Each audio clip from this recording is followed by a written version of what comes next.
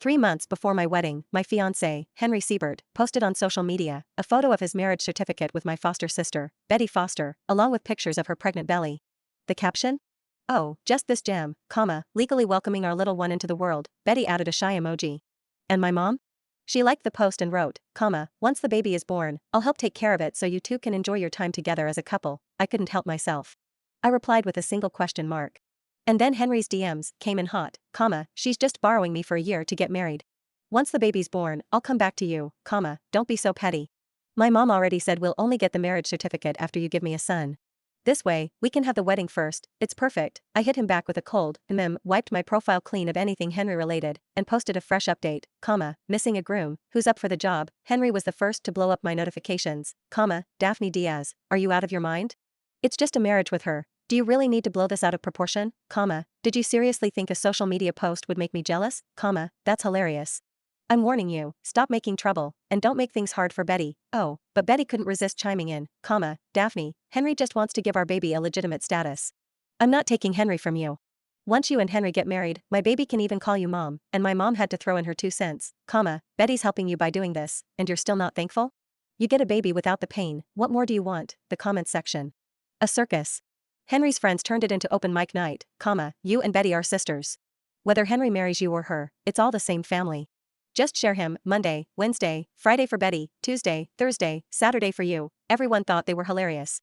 I just sat there, staring at my screen while this sour, bitter feeling crept up and choked me. Tears slid down before I could stop them, splashing onto my phone. They were so in the wrong. And yet somehow, they had the nerve to act like I was the problem. How ridiculous. People like that weren't even worth my tears. I wiped my face and scrolled through the chaos. Among the trash comments, one caught my eye, "Can I be your groom?" It was from Ray Reagan. Ray and I grew up together. After college, I stuck around Averton while he went abroad. When I started dating Henry, Ray stepped back, keeping his distance. We hadn't talked in years. As I stared at his comment, a call came in. It was Ray. "Daphne, I've liked you for a long time. You know that.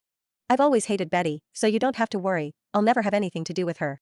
I don't have vulgar friends, I've been focused on my career, and I don't even have an ex-girlfriend." While he spoke, a message notification popped up. I opened it and froze. It was a contract, a full transfer of his assets and shares. Before I could wrap my head around it, Ray's voice came back, nervous this time. "Daphne, this is everything I have to offer. Will you give me a chance?" A lump formed in my throat.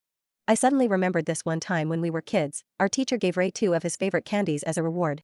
He wanted them, I could tell, but he handed them both to me without hesitation. Ray had always been like that, sincere.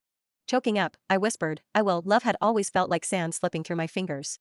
The harder I held on, the more it cut and bruised me. For a while, I thought I'd be better off alone. But my grandma's dying wish had been to see me get married, to know I'd have someone by my side. Henry didn't deserve me. But if the groom was Ray? Grandma would finally rest easy. Ray's voice lit up with joy. "I'll wrap up my work and be back to marry you within 2 weeks. Daphne. You won't change your mind, right?" There was this tiny thread of insecurity in his tone, and it took me back to when we were kids. I'd promised him then that I'd marry him when we grew up. "I won't," I murmured. A rush of emotion hit me like a tidal wave, and I had to blink back tears. "Ray, let's seal it with a pinky promise." As soon as I hung up, my mom stormed into my room. "Where's the sapphire necklace your father left you?" I said nothing. Her face twisted, all offended. "What's with the attitude? Your sister thinks it's pretty, and just wants to borrow it for a couple of days. Don't be so selfish," cue Betty, clinging to her. "Forget it, Mom," she said, with this fake little sigh. "Daphne's never really seen me as her sister. If she doesn't want to, it's fine. I won't force her." Mom's voice shot up a notch. "She doesn't get a choice. That necklace belonged to my husband, your father. And I'm deciding, it's Betty's now." Betty practically glowed while Mom doubled down.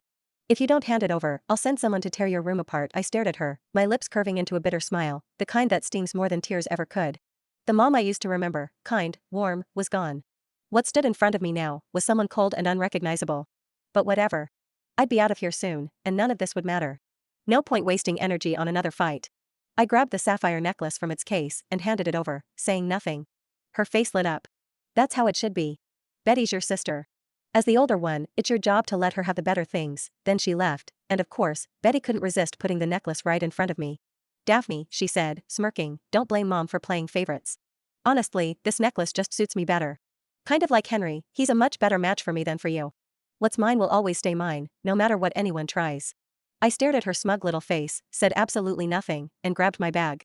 Engaging with her would just fuel her drama addiction, and I wasn't about to be her entertainment.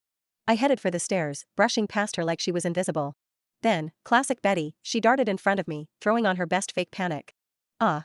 Daphne, why did you push me? She cried, flailing as she dramatically stumbled backward toward the staircase. As much as I couldn't stand Betty, my instincts kicked in. Those stairs were steep, like 20 steps steep, and without thinking, I reached out to grab her. Before I could steady her, Henry appeared out of nowhere and slapped my hand away. Daphne Diaz, you vicious woman, he yelled. My hand smacked against the banister with a loud thud. Pain shot through it, sharp enough to make cold sweat break out on my forehead. Betty, meanwhile, collapsed into his arms like she was auditioning for a tearjerker. Henry, thank goodness you came in time, she sobbed. If you hadn't. Shoo, don't be scared, Henry crooned, stroking her hair.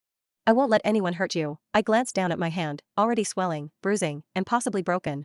Then I looked at Betty, perfectly fine and soaking up Henry's attention. It was so ridiculous I almost laughed. This was the guy who once swore he'd love me forever. The guy I was supposed to marry in 3 months. How do you fall out of love that fast?